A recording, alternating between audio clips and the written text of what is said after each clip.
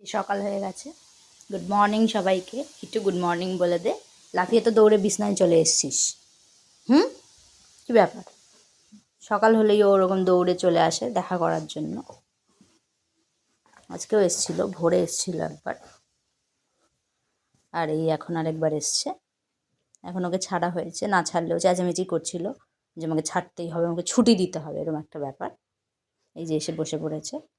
আসলে ও লোক না দেখতে পেলে, লোকজন যাদের সঙ্গে থাকে, যেমন আমি বা আমার হাজবেন্ড বা আমরা দুজন, যখনই একজন থাকলেই ওর কোনো অসুবিধা নেই, আরেকজনকে ও ঠিক ইয়ে করে নিতে পারবে, মানে আরেকজন যদি না থাকে কোনো অসুবিধা নেই, কিন্তু একজনকে থাকতেই হবে, দুজনের মধ্যে একজনকে থাকতেই হবে, থাকতেই হবে, তাই তো?